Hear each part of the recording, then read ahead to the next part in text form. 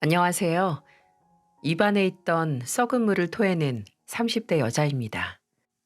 여러분은 정신없이 홀려 있다가 정신을 차리고 내가 마시려고 한 물이 해골에 고인 물이라는 걸 알아챈 그런 경험 있으신가요? 입을 대기 전에는 세상에서 가장 깨끗하고 맑은 물인 줄 알았는데 한 모금 마시기 전에 악불싸 고인 물에서 나는 악취가 코를 찔러서 봤더니 썩은 물이었던 거죠. 애초에 목이 타들어가는 그런 순간에 그런 썩은 물이 담긴 해골 바가지를 만나지 않았다면 좋았겠지만 그나마 목구멍으로 넘어가기 전에 입안에 들어왔던 그 썩은 물을 뱉어낼 수 있어서 얼마나 다행인지 모릅니다. 그리고 그 썩은 물을 잠깐이라도 머금고 있었던 입안을 개운하게 헹구는 겸 제가 즐겨보는 채널에 이렇게 사연을 보내게 됐어요. 근 10년의 회사 생활, 저는 대학원 졸업 후 지금 일하고 있는 제약회사에서 연구개발연구원으로 일하고 있습니다. 그 시간 동안 좋은 워라밸 덕분에 오로지 일과 제 커리어에 집중할 수 있었고 또 두둑히 쌓이는 통장 잔고도 얻을 수 있었지만 동시에 항상 회사 집만 오고 가며 고인 인간관계와 두둑이 늘어있는 옆구리살을 얻을 수 있었네요. 그래서 서른 중반에 인간관계도 좀 넓히고 운동도 할 겸 지역에서 하는 운동 소모임에 들어가기로 했어요. 운동과는 완전 동떨어진 삶을 살아온 주제에 무슨 생각인지 그 활동적이고 어렵다는 테니스 동호회에 들어가게 됐습니다. 저와 같은 신입 회원의 유입이 있었다면 좋았을 테지만 그때 신입, 그것도 초짜 회원은 딱 저 하나. 다른 회원들이 서로 편먹고 게임을 하고 있을 때 저는 구석에서 라켓을 잡는 기초부터 배우고 있어야 했죠. 근데 그때 먼저 신입 회원이자 초짜인 저를 가르쳐 주겠다고 나선 게 바로 썩은 물. 아니, 그 사람이었습니다. 일단 그립 잡는 법부터 알려줄게요. 채연 씨는 오른손잡이죠? 이렇게 손바닥 가장 왼쪽 아래서부터 검지 아래까지 가로질러서 잡는 게 컨티넨탈 그립이에요. 아, 그립별로도 이름이 다 있어요? 그걸 다 외우면서 공까지 쳐야 한다니. 아, 벌써 숨차네요. 이런 아마추어 모임에서는 다들 되는 대로 칠 거예요. 그냥 이론상 알려드리는 거죠. 근데 채연 씨 그립이 채연 씨 손 크기랑 잘 안 맞는 것 같네. 일단 여기 테이핑부터 다시 해드릴게요. 그 사람은 혼자 구석에서 외롭게 라켓을 쥐고 있는 초짜에게 있어 담비 같은 존재였습니다. 얼굴이나 체격을 봐서는 저랑 비슷한 나이대 같았어요. 하지만 풍기는 여유로운 매력은 그 액면가로 보이는 나이보다도 더 중후한 느낌을 줬죠. 워낙 능숙하고 쉽게 설명을 해줘서 아, 원래 신입이 들어오면 맡아서 알려주는 회원인가 보다 라고 생각했거든요. 그래서 나중에 배우다가 좀 쉬면서 회원님은 이렇게 초짜들 힘들게 훈련시켜 주시면 나중에 동호회 회비 같은 거 할인 받아야겠어요. 라고 했는데 제 말에 씩 웃으면서 저 신입 담당 아니에요. 그냥 채원 씨 가르쳐 주려고 지원한 건데 그리고 회원님이 아니라 그냥 편하게 효섭 씨라고 불러줘요. 라고 하는 거예요. 그때 알았죠. 아, 이 사람이 수작을 거는구나. 근데 처음에는 뻔한 수작에 떨떠름했는데 또 가르쳐 주는 걸 대충 하지 않고 정말 진심으로 잘 가르쳐 줘서 한없이 가벼운 사람은 아니구나 싶었죠. 나중에 뒤풀이에서 놀랐던 점은 그 사람이 저보다도 4살이나 연상이었다는 점과 곧 마흔인 성형외과 의사인데도 미혼이라는 거였어요. 뭐 요즘엔 워낙 동안이 많은 터라 운동하면서 관리를 잘했구나 싶었는데 미혼이라는 점이 특히나 의아했죠. 솔직히 직업도 성형외과 의사로 나쁘지 않고 외모도 동안에 키도 컸거든요. 결혼 생각만 있다면 진작 각오도 남았을 사람이 미혼이라니까 저처럼 일과 연애를 한 탓에 시기를 놓쳤거나 아니면 아예 결혼 생각이 없거나 아니면 정말 그 나이까지 혼자일 수밖에 없는 어떤 이유가 있다고밖에 생각이 안 됐어요. 근데 그 사람은 거의 2년이 넘게 그 사람과 같은 동호회 활동을 한 회원들 사이에서도 평판이 좋았고요. 회식비 쏘기로도 유명하고 매너 있고 유머러스까지 했습니다. 거쳐간 회원들 중에서도 그 사람에게 다가갔다가 거절당해서 몇 명이 모임을 그만두기도 했다니 어쩌면 연애에도 관심이 없는 사람일 수도 있겠다라는 생각이 들더라고요. 그러니 그 사람이 처음 제게 천천히 만나보자고 다가왔을 때 놀랄 수밖에요. 저희는 동호회에서 스승과 제자 사이였다가 시간이 지나면서 편한 오빠 동생 그리고 반년 후 연인 사이까지 발전했어요. 저희는 약 1년이 좀 넘는 연애를 했는데 결혼 이야기가 나오기 전부터 그 사람은 굉장히 이 만남에 진지했어요. 말로는 제가 결혼 생각이 없으면 본인도 없다고 하는데 솔직히 결혼 생각이 없는 사람이 먼저 상대방 가족을 만나고 싶다는 말은 안 하잖아요. 근데 그 사람은 제 가족들 이야기만 나오면 꼭 하는 말이 나중에 꼭 한번 만나보고 싶다 였어요. 특히 제 조카들을요. 저는 6살 차이가 나는 오빠가 있는데요. 오빠는 고등학교까지 유도 유망주였다가 발목 부상으로 꿈을 접고 지금은 광고회사에 다니면서 두 아이의 아빠로서 살고 있어요. 그래도 운동에 대한 열정은 식지 않아서 어려서부터 남다른 운동신경을 보였던 7살 첫째 조카를 어린이 유도교실에 보내고 있기도 하죠. 저는 오빠하고 사이가 좋은 만큼 세원이와도 또 조카들과도 한 달에 많으면 8번, 적으면 3번씩 보곤 했는데 종종 제가 그 사람에게 조카들 만나고 왔다는 얘기를 하면 눈을 반짝 빛내면서 사진을 보여달라고 하던가 나이는 얼마고 성격은 어떠냐면서 궁금해 하더라고요. 그리고 꼭 나중에 한번 보고 싶다는 말을 잊지 않았고요. 그러다가 우연히 세연이와 조카들을 그 사람과 함께 있을 때 만난 적이 있었어요. 주말에 잠실에 있는 대형 쇼핑몰에 갔었는데 세연이에게서 전화가 오더라고요. 아가씨, 지금 잠실 쇼핑몰이죠? 어떻게 하셨어요? 혹시 싶어서 주변을 두리번거리는데 저 멀리서 조카들이 고모하면서 뛰어오고 있고 세연이는 뒤에서 웃으면서 들고 있던 휴대폰을 흔들고 있는 겁니다. 언니, 아니 어떻게 여기서 만나요? 오빠는요? 말도 마요. 아가씨 오빠는 어제 새벽까지 친구들 만나서 술 마시고 알아 누워 있어요. 그 꼴 보기 싫어서 애들이랑 나와 있는 거잖아요. 그런데 이분은 안녕하세요. 처음 뵙겠습니다. 한효섭이라고 합니다. 늘 채연 씨 가족분들 만나고 싶었어요. 근데 이렇게 만나 뵙게 되네요.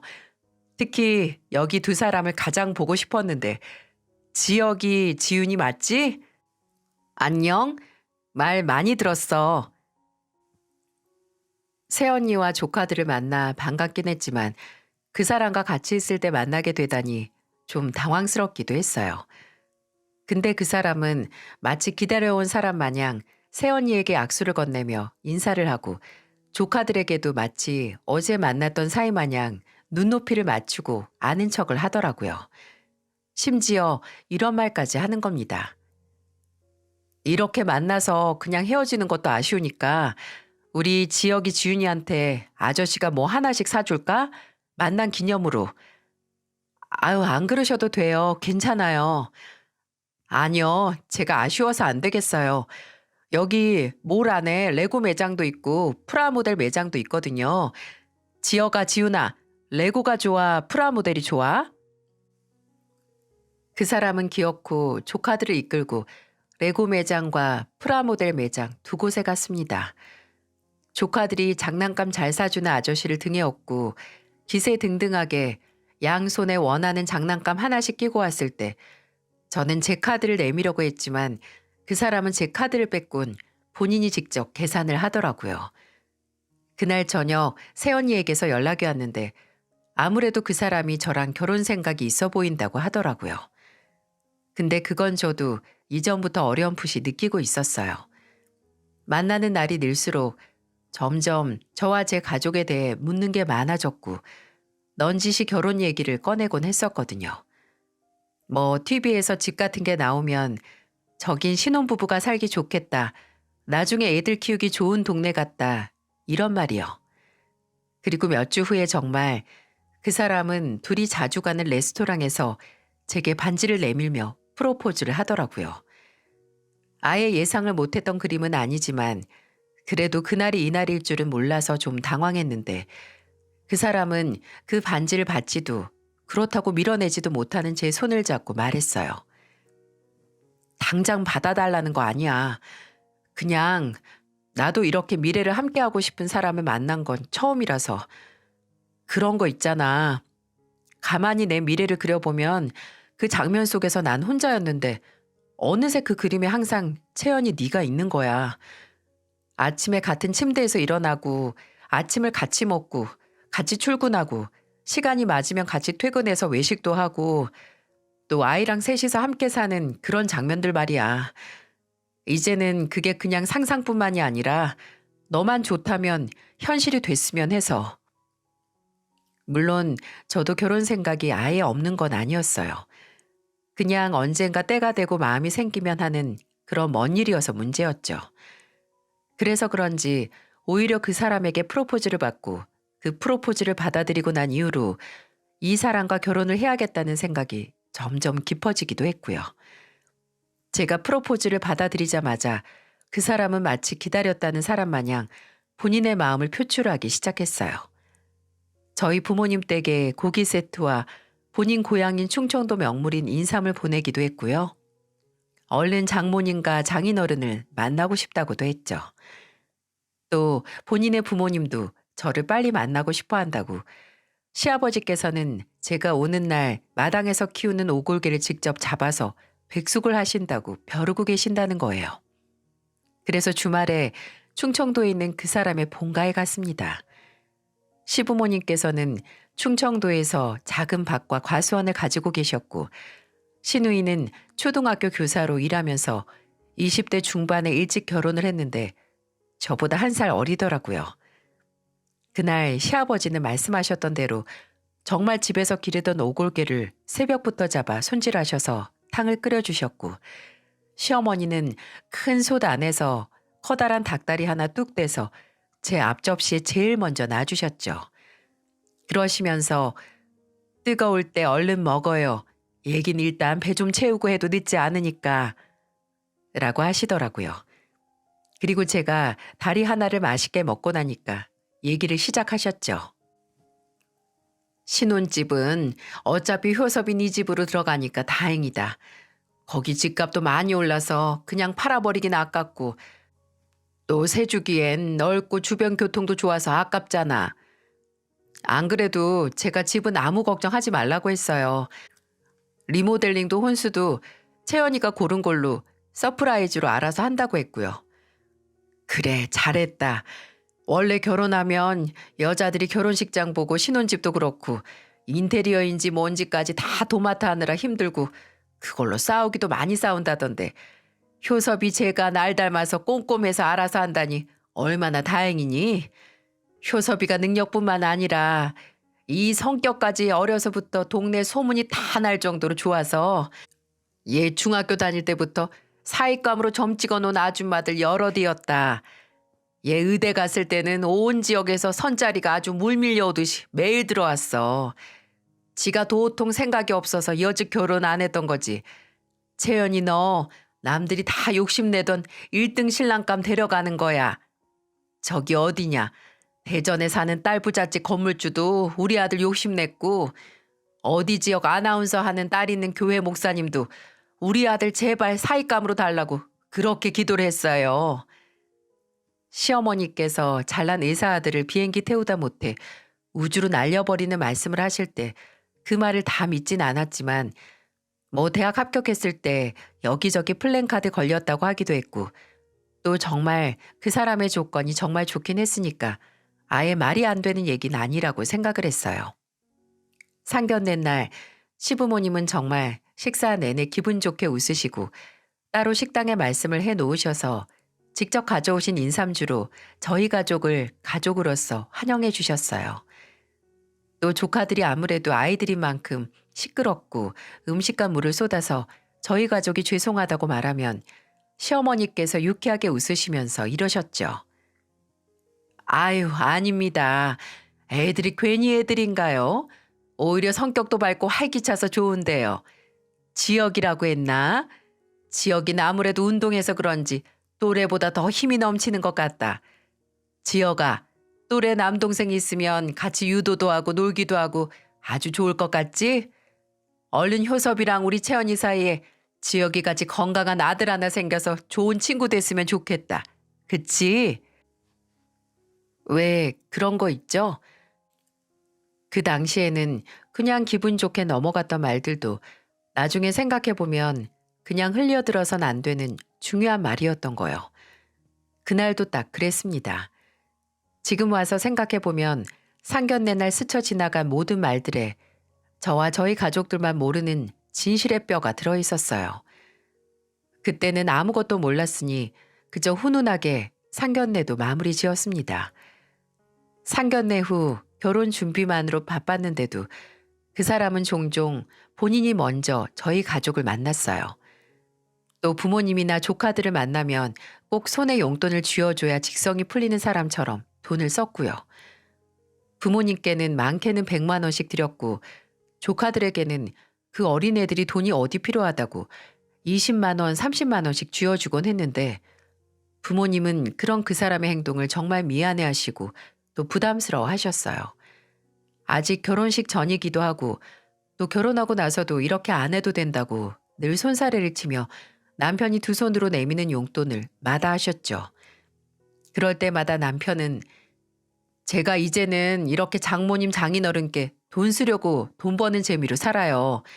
그러니까 예쁜 사이 사는 재미 팍팍 느끼면서 살게 도와주세요. 라고 애교 섞인 목소리로 말했습니다. 또 주말 되면 제게 먼저 오늘 장모님 모시고 성수동에 있는 레스토랑 갈까? 장인어른 낚시 좋아하시지? 이번 주말에 배 빌려서 장인어른하고 바다 낚시나 갈까? 하고 저희 부모님을 모시고 나갈 생각을 했죠. 남편이 그렇게 자동 세척까지 되는 전자레인지처럼 제가 미처 생각하기도 전에 알아서 저희 가족에게 잘하니까 저도 가만히 있지 않고 시댁 식구들에게 잘해야겠다는 생각이 더 들더라고요. 그래서 시어머니께서 종종 연락을 하셔서 그 사람이 좋아하는 반찬 만드는 법 알려주신다고 시간 되면 오라고 하실 때마다 가서 열심히 석박지나 오이지, 진미채 볶음이나 꽈리고추 넣은 멸치볶음을 배우기도 했고요. 그리고 서울에는 잘 오지 않으시는 시부모님을 대신해서 시누이가 서울에 가고 싶은 음식점이나 전시회가 있다고 하면 시누이가 시간 되는 날 나를 잡아서 서울에서 만나 함께 시간을 보냈습니다. 다행히 시누이가 인터넷에서 봤던 서울 맛집들 중에 대부분은 제가 가본 곳이라서 그중에서 정말 다시 가고 싶을 정도로 맛있는 찐 맛집을 구분해서 데려갔고요. 처음에는 좀 어색하긴 했지만 나이도 비슷하고 또 시누이 성격이 착해서 금방 친해질 수 있었어요. 결혼하면서 나한테도 그리고 내 가족에게도 잘하는 남편과 좋은 시댁 식구들이 생긴다는 생각에 얼른 결혼하는 날이 오길 바랐어요. 결혼식 며칠 전에 예상보다 늦어진 리모델링이 끝난 그 사람 집에 가서 혼수 들어온 거 구경도 하고 제 짐도 옮겨놓고 그랬죠. 방 3개짜리 아파트에 식을 올리기도 전에 아이 방부터 만들어 놓는 그 사람을 보면서 그때는 참 애틋하기만 했는데 그게 저만 맞지 못하는 썩은 물에서 나는 악취의 징조였던 거예요. 결혼식은 예상보다 작게 치러졌습니다. 그 사람, 아니 결혼식까지 했으니 이제 남편이라고 불러야 할까요? 짧긴 해도 그 잠깐은 분명 제 남편이긴 했으니까요. 남편은 결혼 준비부터 늘 정말 특별하고 소중한 사람만 불러서 하자고 했고 저도 그 의견에 어느 정도 동의를 했거든요. 그래서 작지만 그래서 더 특별했던 결혼식이 끝나고 저희는 제주도로 신혼여행을 떠났어요. 원래는 유럽으로 가고 싶었는데 남편이 일하는 병원에서 휴가를 오래 못 쓰기도 했고 저도 회사 일정 조율이 어려워서 이번 여행은 국내로 가고 시간은 많으니까 나중에 해외여행을 가기로 했어요. 3박 4일의 일정 동안 거짓말처럼 행복했습니다. 초여름 날씨도 제주도와 너무 잘 어울려서 가서 바다에서 서핑도 하고 요트도 타고 노을 지는 바다에서 와인도 마시고 이 행복이 출발부터 거짓이었다는 것도 모른 채 행복해 했어요. 거짓말 같던 신혼여행이 끝나고 서울로 온 날 남편이 바로 저희 부모님 집에 가서 사온 선물 드리면서 잘 다녀왔다고 인사하자고 해서 가서 인사드리고 나서 밥 먹고 바로 왔어요. 그리고 문제의 그날 그 주 토요일에는 시댁으로 갔습니다. 주말이라서 하루 자고 올 생각을 하긴 했는데 저희가 시댁에 도착하기도 전에 이미 시댁은 잔치가 한창이었고 오신 손님들께서 이미 술에 취해 계실 줄은 몰랐어요. 효섭 엄마, 효섭 엄마, 아들하고 며느리 왔어. 아이고 효섭아, 넌 어째 갈수록 얼굴이 피는 것 같다. 이제 제대로 색시도 봤으니까 걱정도 없어서 더 피겠네. 저는 그대로 제주도로 가서 사온 선물도 시부모님과 시누이 앞에서 풀지 못하고 앉아서 동네 어르신들과 시부모님이 주는 술잔을 받아야 했어요. 사이에 껴서 효섭이가 얼마나 효자인 줄 아냐. 의사하면서 받은 월급 거의 1년 동안 부모님한테 드린 게 효섭이다. 요새 그런 효자 잘 없다. 효섭이 만난 걸 천운으로 생각해야 한다. 라는 말과 효섭이한테 무슨 단점이 있든 그걸 다 커버할 정도로 장점이 많으니까 이제 결혼도 했으니 서로 다 이해하고 받아들이면서 100년 해로해라. 라는 덕담까지 일장연설을 안주 삼아 쉴 새 없이 채워지는 술잔을 받아야 했어요. 본가에 와서 신이 난 건지 평소 같았으면 중간에서 말려줬을 남편도 말리기는커녕 오히려 옆에서 채연이는 소주 그냥 못 마시니까 맥주에 섞어서 주세요. 라고 하는 겁니다. 한참 그렇게 주시는 족족 받아 마시다가 좀 끊어 마셔야겠다 싶어서 화장실 가는 척 화장실 옆에 있는 작은 방으로 들어가 한숨 돌리고 있었어요. 근데 몇 분 뒤 시누이가 들어오더라고요. 언니, 괜찮아요? 괜찮아요. 괜찮아. 워낙 술에 약하진 않아서. 그래요. 다행이다. 근데 언니, 혹시 결혼식 끝나고 오빠랑 무슨 일 없었어요? 결혼식 끝나고 무슨 일이요? 아니 오빠가 무슨 얘기를 했다던가 그런. 얘기야 둘이 붙어있는 내내 했죠. 왜요? 혹시 아가씨만 아는 오빠의 비밀이라던가 그런 거 있어요? 뭔데요? 궁금한데 말 좀 해줘요. 아니요. 그런 게 아니라 제가 물 좀 가져다 드릴게요. 일단 물부터 마셔요. 시누이가 그렇게 말하고 바로 방을 나가는 게 아니겠어요? 안 그래도 술이 들어가서 머리가 평소 속도로 안 돌아가는데 이상하다고 느껴질 수밖에 없는 시누이의 행동에 잘 돌아가지도 않는 머리를 굴려서 혹시 남편이 시누이에게 따로 신혼여행에서 소소한 다툼이나 그런 걸 말했나 싶은 생각밖에 하지 못했습니다. 근데 그런 다툼이야 여느 신혼부부도 하니까 걸릴만한 게 아니잖아요. 그래서 일단 나가서 다시 어르신들과 시부모님 틈에 껴서 흥에 취한 어르신들이 일어나서 부르는 노래에 맞춰 박수도 치고 또 저까지 일어나서 몸을 덩실거리기까지 했습니다. 마지막으로 기억이 나는 건 시누이가 먼저 가봐야 한다고 일어나고 술에 만취한 동네 어르신들이 하나 둘 댁에 가신다고 했던 거랑 남편이 제 잔에 맥주를 따라주는 어렴풋한 장면이었어요. 입안이 텁텁하고 목구멍이 타들어갈 것 같은 갈증에 눈을 떴을 때 저는 캄캄하고 낯선 천장을 바라보며 눈을 떴습니다. 순간 여기가 어디지? 하다가 방 구조를 눈으로 훑고 시댁 안방이라는 걸 알 수 있었어요.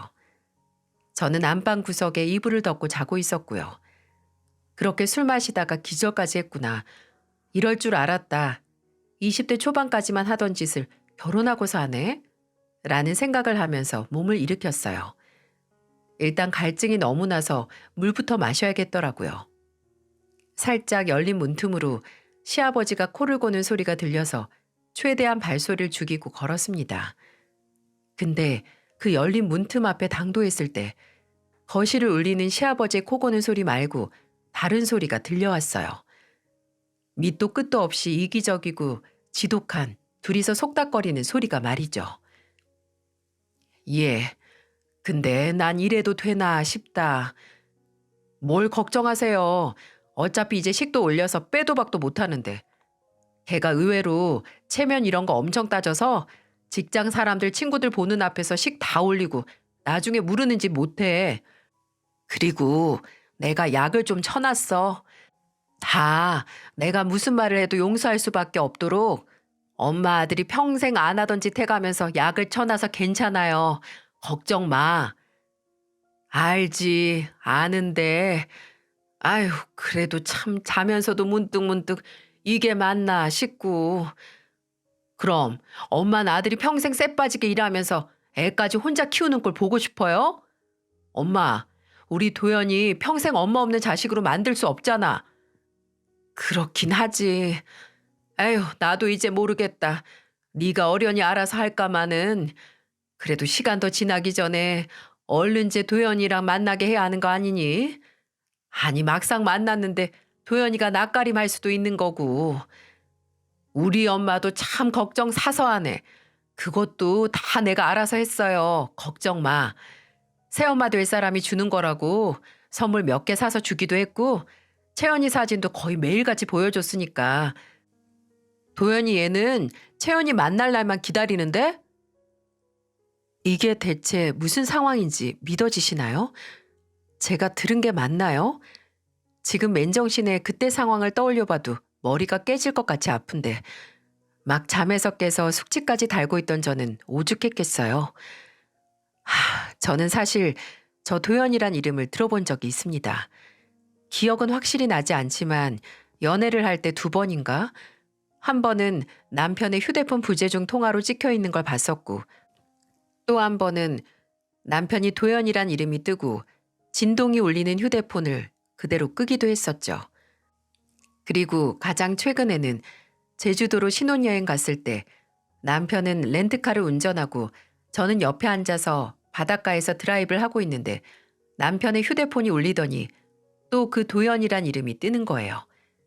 남편은 아이 또 이러네 하고 또 전화를 무시하길래 제가 물어봤어요. 도대체 도연이가 누군데 그렇게 전화를 무시하냐고요. 그랬더니 남편은 운전을 하면서 태연하게 말했죠. 나 고등학교 동창인데 얘가 1년 전부터 계속 돈 빌려달라고 연락이 와. 내가 한 번 50만 원 정도 빌려준 적이 있거든. 예전에도 보험일 한다더니 보험 들어달라고 연락하고 얘가 좀 안 그래도 내가 연락 아예 끊으려고 결혼식에 초대도 안 했는데 주변 친구들한테 나 결혼식 하는 곳이 어디냐고 물었다는 거야. 지도 온다고. 이때만 해도 남편이 동창에게 호구를 제대로 잡혔다고 혀를 찼는데 지금 문 한 짝을 두고 반대편에서 벌어지는 대화 소리로는 남편이 아니라 제가 천하의 호구더라고요. 근데 어떻게 너랑 2년 가까이 만나놓고 너 한 번 갔다 오고 애도 있는 걸 모를 수 있니? 애가 직업도 그렇고 똑똑한 것 같은데 영 머리가 실속이 없나 보다. 엄마, 쟤도 쟤지만 엄마 아들이 아주 치밀하게 움직여서 속는 거지. 내가 나랑 결혼하고 싶게 만들려고 얼마나 생고생을 했는데 돈은 돈대로 쓰고. 그래, 요즘에는 속는 인간들도 문제라더라. 눈치 없는 것도 죄라고 죄. 나중에 애 있는 거 알면 어쩌겠어. 그냥 지 팔자려니 하고 살아야지. 어차피 지도 곧 40이라서 이런 자리 아니면 지가 결혼할 자리 하나 없는 거 알고. 어머나 깜짝이야. 시어머니가 차마 밑도 끝도 없는 헛소리를 끝까지 하지 못했던 이유는 바로 저였습니다. 제가 참지 못하고 문을 콱 열고 거실로 나갔거든요. 바닥에 앉아있던 시어머니는 저를 보고 뒤로 나자빠지고 남편은 시어머니가 놀라는 걸 보고 지도 덩달아 놀라서 펄쩍 뛰며 뒤로 돌더니 저를 보고 사색이 됐어요. 여보, 언제 일어났어? 내가 방금 뭘 들은 거야? 체면 엄청 따져서 무르지도 못해? 평생 안 하던 짓 하면서 약을 쳐? 머리가 실속이 없고 눈치가 없으면 죄라고요? 그리고 뭐 아들? 지금 정말 제정신이야? 어떻게 이렇게 사람 하나를 바보 만들고 깜쪽같이 속여? 아니, 우리 부모님, 내 가족 결혼식에 왔던 그 사람들까지 다 속일 수가 있냐고. 저, 잠깐, 채연아, 내 말 좀 들어봐. 듣긴 뭘 들어? 약을 쳤다고? 그래, 지금 네가 한 짓 들어보니까 확실히 약을 치긴 쳤지. 네 자식 혼자 키우기 싫고 애 봐줄 여잔 필요한데 꼴에 자존심은 있어서 똑같이 재혼인 여잔 싫고 조금이라도 너보다 어린 여자랑 새 살림 차려서 살고 싶으니까 나랑 우리 가족한테 농약을 친 거나 다름없어 너. 농약이라니 채연아. 내가 원래 더 빨리 얘기하려고 했어. 근데 네가 결혼식 준비 때문에 스트레스도 받아 하니까 내 딴에는 너 생각해서 너 배려해서 그런 거야. 그러니까 일단 흥분 가라앉히고 앉아서 천천히 좀 얘기하자. 가까이 오지 마. 이 사기꾼 자식아. 저는 아직 거실 한가운데 그대로 있는 술상 위에 빈 소주병을 들어 그대로 제게 다가오려는 남편 발치에 꽂아내리듯 던졌습니다. 챙그랑하는 소리와 함께 파편이 이리저리 날렸고 고함 소리에도 깨지 않던 시아버지까지 깨서 무슨 일이냐고 팔다리를 허우적거리며 일어났어요. 저는 경악에 찬 얼굴로 바닥의 파편들과 제 얼굴을 번갈아 가면서 쳐다보는 남편에게 말했습니다. 가까이 오지 마. 사기까지 친 놈이 이제 가까이 와서 무슨 짓을 하게? 내가 2번 당할 줄 알아? 몇 년 동안이나 나 속인 너. 그리고 네 사기에 박자 맞춰서 도운 네 가족들. 내가 절대 가만히 안 놔둬. 나 속인 대가 치르게 할 거니까 모가지 닫고 기다려. 알아들어? 저는 그대로 손에 휴대폰만 든 채 그곳을 빠져나왔어요. 그렇게 큰 소리를 치긴 했지만 솔직히 저는 그때 패닉에 빠질 정도로 무서웠어요. 남편과 시어머니가 당장 저를 잡을 것처럼 다가오며 대화를 하자는데 재혼인 주제에 심지어 애까지 딸린 인간이 몇 년 동안 초혼인 척 사기를 쳤는데 그걸 무마하기 위해 무슨 짓을 못하겠어요? 저는 저를 향해 뻗는 그 인간들의 손에 잡히면 정말 그 집을 영원히 빠져나올 수 없을 것만 같다는 생각에 신발을 제대로 신지도 못하고 빠져나와 미친 듯이 달렸습니다. 큰 길이 보이고 가로등과 같은 불빛이 하나둘 보이기 시작하고 도로가 나와서 택시에 올라탄 순간 긴장이 촥 풀리면서 미친 듯이 눈물이 나더라고요. 일단 그 시각에 곡소리를 내며 우는 여자를 보고 놀란 기사님께 서울로 가달라고 부탁드리고 저는 한참을 울다가 침착하게 오빠에게 전화를 했습니다. 그때 시각이 새벽 3시, 한참 잘 시간이죠. 1번을 하고 2번을 하고 3번을 했을 때야 오빠가 잠에서 깨어서 가라앉은 목소리로 전화를 받았어요. 저는 오빠 목소리를 듣자마자 울음소리가 더 커졌고요. 여보세요? 누구야, 누구? 너 채연이야? 야, 너 왜 울어? 오빠, 나 어떡해? 진짜 나 어떻게 하냐고. 한서방이, 참, 한서방이 우리 집이 그 첫 번째 처갓집이 아니었네. 우리 집 이전에도 그 인간 다른 집 사위였어. 뭐? 너 그게 무슨 소리야? 어느 집 사위? 그 자식 재혼이었어. 나랑 연애하고 결혼식 올리고 지금까지 깜쪽같이 그 사실 숨기고 있다가 나한테 지금 걸렸다고. 그게 다면 다행이게? 그 인간 전처사에 아들까지 있나 봐. 도연이란 아들이 있는데 그 애 엄마 만들어주려고 나랑 결혼한 거래. 제 울음소리 사이로 한동안 침묵이 지나가더니 이내 휴대폰 너머로 아악하는 고함 소리와 함께 욕설들이 튀어나오기 시작했어요. 오빠는 내가 그 자식 가만히 안 둔다. 허리를 접어서 그 자식 부모한테 택배로 보내버리겠다고 분노를 하기 시작했어요. 채연아, 너 일단 부모님 집에 가지 말고 어머니 아버지 아시면 진짜 난리 난다. 일단 내 집으로 와. 알았지? 내가 내가 내 동생이랑 우리 부모님 그리고 나까지 속인 그 벌어지도 못한 놈 관절이랑 관절은 다 꺾어 놓을 테니까 넌 가만히 있어. 알겠지? 솔직히 생각해보면 이때 오빠를 말렸어야 했어요. 오빠는 그 다음 주 월요일에 남편이 일하는 성형외과로 찾아갔습니다. 한 명의 원장을 필두로 3명의 의사가 있었는데 오빠는 그 모든 사람들 앞에서 동생을 울린 인간을 망신 주기로 작정한 겁니다. 오빠는 병원에 가서 바로 한효섭 이 3글자가 문 앞에 적힌 진료실로 들어가 환자와 상담하고 있는 남편의 멱살을 그대로 끌어올렸다고 해요. 그리고 허리를 접어놓겠다는 말처럼 정말 그대로 남편을 들더니 바닥에 엎어치기를 했다는 겁니다. 이걸 제가 어떻게 아냐고요?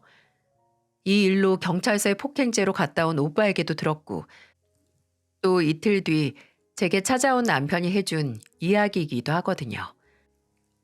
남편은 그날 허리에 실금이 갔다느니 동료 의사 간호사 보기 창피하다고 그날 상담한 환자도 안 온다고 나가서 소문이라도 내면 병원에 지대한 피해라고 하면서 운을 떼더니 이러는 겁니다. 채연아, 내가 너 속인 거 분명 잘못하긴 한 건데 솔직히 처음부터 내가 나 한 번 갔다 오고 애까지 있다고 했으면 네가 나랑 만났을까? 결혼은커녕 연애도 안 했을걸? 그건 그때 일이고 그렇다고 처음부터 거짓말 위에 쌓아 올려진 관계가 오래 갈 거라고 일단 결혼만 하면 될 거라고 생각한 게 순진하다 못해 멍청했던 거 아니야? 나 주변 사람들이나 가족들한테 쪽팔려서 남은 평생 저열한 사기꾼 집안이랑 엮일 선택할 정도로 머저리 아니야. 쪽팔림은 한순간이고 너 같은 사기꾼하고 함께 살면서 네 자식 키우는 고통은 영원할 테니까. 그럼 네 오빠는? 나도 너 상처 줬지만 너도 아니 네 오빠가 나 상처 줬잖아. 안 그래? 그러니까 우리 비긴 걸로 하자. 너도 나 용서하면 나도 네 오빠 우리 형님 용서할게. 고소도 취하하고. 어? 나 정말 그동안 너랑 네 가족한테 잘했고 또 앞으로도 잘할 거야. 네가 나랑 살면서 우리 도연이한테 잘한다면 너 도연이도 한 번 안 만나봤잖아. 안 그래? 혹시 알아? 만났는데 우리 도연이랑 너랑 잘 맞을지. 이 인간 도통 뭐가 문제인지 지가 뭘 잘못했는지 전혀 모르더라고요. 근데 당장 저를 위해 제 눈앞에 있는 머저리를 엎어치기로 바닥에 내리꽂고 경찰 조사까지 받은 오빠가 걱정도 됐기에 일단 이 인간이 제게 약을 쳤듯이 저도 약을 치기로 했습니다. 그래, 당신 정말 나한테도 우리 부모님 심지어 내 조카들한테도 잘해줬지. 당장 날 속이지만 않았다면 놓치기 아쉬울 정도로 잘했어. 그건 인정해. 근데 어떻게 중요한 순간에 결혼 전에 공들인 만큼의 행동을 안 하는 거야? 지금 내 가족한테 세상 관대한 모습 보이면 혹시 알아?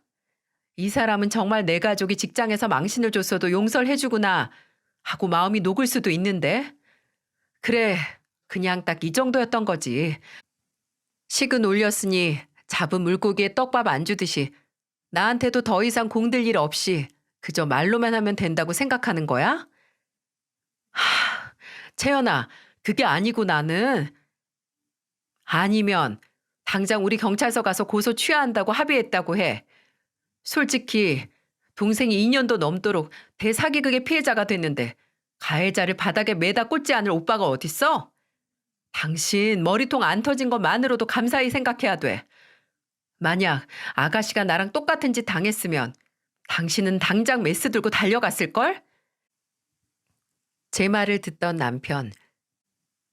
아니 생각해보니 어차피 혼인신고도 안 해서 남편이라고 부르는 것도 웃기네요. 그냥 사기꾼이라고 하겠습니다. 그 사기꾼이 알겠다고 바로 가서 고소 취하할 테니 신혼집으로 들어오고 도연이 만난 날을 잡자고 하더라고요. 며칠 뒤 사기꾼은 정말 고소를 취한 뒤에 제게 연락을 했습니다. 도연이가 평일에는 수영이랑 피아노 학원에 가서 평일은 좀 어렵고 주말에 나한테 그걸 왜 말해? 나 네 아들 안 만나. 그건 또 무슨 소리야? 왜 안 만나? 네가 고소 취하하면 만난다며? 말 똑바로 해. 나는 혹시 알아? 당신이 고소 취하하면 내가 마음이 녹을 수도 있다고 했어. 근데 어쩌나? 취하를 해도 마음이 전혀 녹지가 않네. 야, 강채연 너 무슨 인간 이러냐? 어? 시까지 올린 마당에 나한테 사기를 쳐? 그래, 쳤다. 시까지 올린 마당에 상대방한테 사기 맞은 기분이 어떠니? 내가 그랬어, 내가. 나 절대 너 용서 못해. 그리고 혹시나 모를까봐 말하는 건데, 나 이거 끝 아니야. 네가 나랑 내 가족한테 한 짓 평생 후회하게 해줄 테니까 그렇게 알아. 그 말은 빈말이 아니었어요. 저는 정말 그 사기꾼에게 벌을 내리고 싶었습니다. 그래서 오빠와 함께 이 사기꾼을 어떻게 요리를 할까 하다가 사람의 밥줄을 끊는 것만큼 강한 복수가 없더라고요. 그래서 인터넷에 아르바이트를 모집했어요. 그 인간이 일할 성형외과 후기글에 투입돼서 그 인간이 떠날 수밖에 없을 정도로 괴롭힐 댓글 부대를 말이죠. 댓글 부대는 그 사기꾼이 과잉 진료를 하고 한 수술 성형 부작용도 심하고 알고 보니 사생활까지 추접스러워서 2번 다시는 안 가고 주변에 추천은커녕 그 병원을 간다고 하면 도시락 싸고 다니면서 말릴 거라는 내용의 댓글을 하루에 수십 개씩 썼습니다. 이 병원 한모 의사한테 코 성형받고 3년 만에 구축 온 사람입니다. 코가 들려서 윗입술까지 딸려 올라가서 다른 병원에서 재수술했어요. 들창코로 살기 싫으면 절대 여기 병원 가서 한모 의사한테 수술 받지 마세요. 상담할 때 눈빛도 더러워서 뭔가 찝찝했는데 수술 실력까지 영 엉망입니다. 여기 한모 의사한테 상담 받으면 필러 맞으러 갔다가 눈매 교정에 코 볼 축소 수술까지 해야 함요. 뭐 얼굴에 균형이 안 맞느니 코에 필러 들어가면 작은 눈이 더 작아 보이고 코 두툼한 거 더 부각된다고 안 하면 후회할 거라면서 눈 돌아서 상담합니다. 몇십 쓸어 갔다가 1,000도 넘는 돈 쓰기 싫으면 그냥 가지 마세요. 저 이 의사 말만 믿었다가 쌍판 싹 갈아엎은 걸 평생 후회합니다.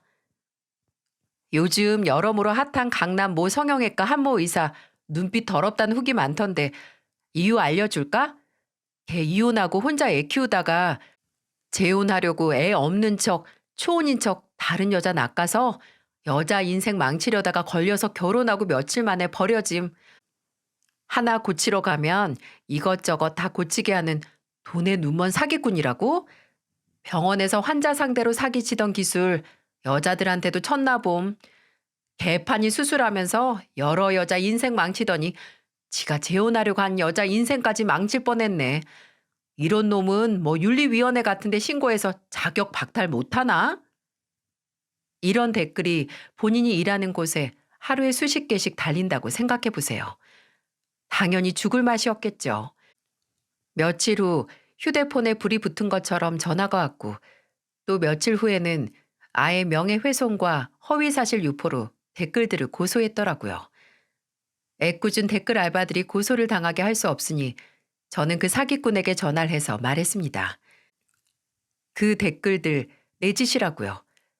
전화로 말했는데도 그 인간 입에 거품 무는 게 보이더라고요. 그럼 너를 고소한다고, 가만 안 놔둔다고 귀 따갑게 소리를 지르길래 말했습니다. 해, 고소. 그래봤자 벌금 얼마 나오겠어? 100만 원이 나와도 1000만 원이 나와도 너 같은 놈 숨통 조이게 하는 값이라고 생각하면 껌값이야. 내가 이런 일 저지르면서 이런 것도 예상 안 했겠니? 고소 잘하고 조만간 댓글에 네가 피해자들 고소한다고 협박한 내용도 쓸게. 소재 줘서 고마워. 그리고 그 짓을 몇 주 더 했더니 그 다음에는 거의 울먹거리면서 전화를 하더라고요. 미안하다고, 잘못했다고. 그 댓글들 달린 후에는 병원에서 본인 앞으로 상담받는 환자들 하나도 없고 같이 일하는 의사들도 실장들도 심지어 원장까지 눈치를 준다고 제발 살려달라고요. 이러다간 나중에 개원해도 꼬리표 안 떼어진다고 원하는 대로 위자료 줄 테니까 그만하라고 애원을 하더군요. 그 인간은 제 정신적 피해 보상에 대한 위자료로 1억을 제시했지만 저는 그걸로 만족할 수 없었습니다. 저는 그 사기꾼에게 말했어요. 돈으로 해결할 생각 말고 진심으로 나나 우리 부모님, 우리 오빠랑 네가 네 사기꾼에 이용해 먹은 내 조카들에게 직접 사과를 하라고 했습니다. 근데 알겠다고 한 그 인간이 뭘 보냈는지 아세요? 진심으로 사과를 하는 본인의 모습이 담긴 영상을 보냈어요. 두 손 공손하게 모으고 제게 사과를 하고 또 부모님이나 오빠, 새언니 조카들에게 본인의 이기심 때문에 영원히 남을 악몽과 상처를 줘서 죄송하다. 평생 사죄하는 마음으로 살겠다는 영상을 찍어 보냈더라고요. 처음에는 그 똥 자존심에 죽어도 직접 와서 못하겠나 보다 싶다가 얘가 너무 멍청하다는 생각이 들더라고요. 아니, 영상은 기록이 남잖아요. 자존심을 택하고 평생 제가 간직한 본인의 치욕스러운 영상을 남기다니. 뭐 지가 자존심 지키겠다는데 뭐라 할 수 있겠어요? 어차피 저희 가족도 그 사기꾼 얼굴 직접 보고 싶어 하지 않았으니 오히려 잘 됐다 했죠. 저는 아르바이트생들을 시켜서 댓글을 싹 지우고 그 인간을 통해 위자료를 받은 뒤 앞으로 그 사기꾼의 신변에 해가 되는 명예훼손은 안 하겠다고 했습니다. 근데 이게 무슨 나비 효과인가요? 웃긴 게 제가 복수의 마음을 담은 후기 댓글들이 싹 사라진 뒤에 정말 그 인간이 옛날에 의료사고에 가까운 부작용을 일으킨 수술을 받은 사람들과 상담할 때 정말 불쾌했던 기억이 있는 진짜 환자들이 나타나기 시작한 겁니다.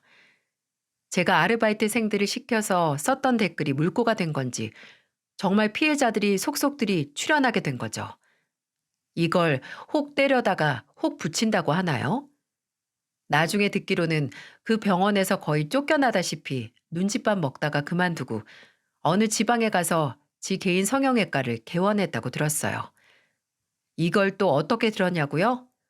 그 인간한테 위자료 받고 며칠 후에 신우이였던 사람한테 연락이 왔었거든요. 물론 신우이하고 제가 친하기도 했고 저도 신우이를 좋아하긴 했지만 어떻게 보면 신우이도 같은 공범이잖아요.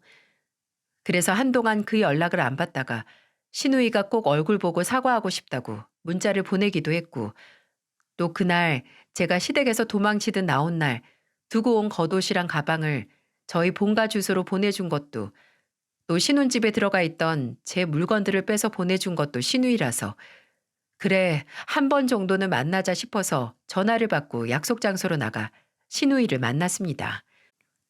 신우이는 제 얼굴을 보자마자 울더니 얼굴도 들지 못하고 더듬더듬 말하더라고요. 언니, 정말, 정말 죄송해요. 저도 일이 이 정도로 커질 줄은 몰랐어요. 오빠도 엄마도 분명히 결혼 전에 이야기한다고 했는데 결혼식 날 도연이도 참석 안 시키고 신혼여행 다녀온 후에 언니를 보니까 전혀 아무것도 모르는 것 같아서 제가 그때 언니 따라갔을 때 말을 했어야 했어요. 근데 그런 인간도 가족이라고 입이 도저히 안 떨어지는 거예요. 분명 오빠 성격의 재혼이라고 해도 잘 살지 말지도 확신이 안 들고 예전에 결혼했던 도연이 친모도 오빠 그 인간한테 질려서 도망간 거거든요. 죄송해요, 언니. 정말 나한테 그렇게 미안해할 거 없어요. 저랑 그쪽은 어차피 남이기도 하고 또 어쨌든 그 가족들 중에서 어떻게든 말하려고 생각이라도 했던 건 그쪽뿐이었으니까. 난 잊을 테니까 그쪽도 그냥 잊어요. 저는 그 말만 하고 자리를 떴습니다. 뒤로 그 사람이 더 흐느껴 오는 소리가 들렸지만 뒤돌아서 위로를 더 해주거나 할 생각은 들지 않았어요. 아, 어쩌면 이 말을 해줬으면 조금이라도 도움이 되지 않았을까 하는 생각을 하긴 했습니다. 그때 저에게 꼭 필요했던 말인데 사람은 뭔가 하나 잘못되면 그게 왜 잘못됐는지 그 이유를 찾게 된다고요. 그래서 내가 불행한 이유도 내가 대체 왜 불행한지 왜 이런 일이 내게 생기는지 고민을 하다가 그 불행에 더 갇혀버린다고요. 내게 피할 수도 없는 불행이 찾아왔을 때는 얼른 그 자리를 벗어나 이유를 분석하는 게 아니라 그냥 앞으로는 이런 일이 없도록 비슷한 곳에도 가까이 가지 않는 게 좋은 방법이라고 합니다. 제가 이 말을 속으로 한없이 되풀이하면서 버텼거든요. 친구들과 직장 사람들에게 며칠 만에 끝난 결혼 생활에 대해 설명할 때도 그때 이 결혼이 잘못됐음을 그 사기꾼의 본 모습을 먼저 알지 못하고 저를 말리지 못한 가족들을 위로할 때도 말이죠. 다행히 저는 다시 부모님과 함께 살며 제 상처를 치유하고 있습니다. 주변에 왜 내 결혼이 이리도 빠르게 쫑났는지 설명하는 걸 이제는 안 할 수 있어서 후련해요. 지금도 불현듯 그 미세한 행동과 말, 상황들이 모두 제가 지나와야 했던 불행의 전조 증상 같다는 생각이 들긴 합니다. 근데 그걸 제가 왜 못 피했고 왜 그 증상들이 내게 일어났는지 생각하지 않고 이제 조금이라도 미묘한 기운을 감지하면 돌다리도 두들겨보고 건너라고 했다고 합리적인 의심처럼 모든 상황을 의심도 해보고 쉬었다 가보기도 하면서 추후 생긴 불행을 막아보려고 합니다. 원래 종종 채널을 즐겨 듣긴 했지만 그 사기꾼에게 당한 후로는 더 열혈 구독자가 돼서 듣고 있어요. 여기서 나오는 사연들을 듣다 보면 나한테만 이런 충격적인 일이 일어난 게 아니구나. 내가 이상해서 일어난 게 아니라 이런 평범한 사람들에게도 일어날 수 있구나 하고 위로를 받고는 해요. 그리고 저도 그런 위로를 여러분께 주고 싶어서 이렇게 사연을 보내게 됐고요. 부디 여러분이 본인 앞에 다가온 필연적인 불행에 파고들지 말고 저처럼 얼른 빠져나와서 나를 즐겁게 하고 상처를 잇는 그런 일들을 찾아서 몰두하시며 사시길 바라겠습니다. 이야기를 끝까지 들어주셔서 정말 감사합니다.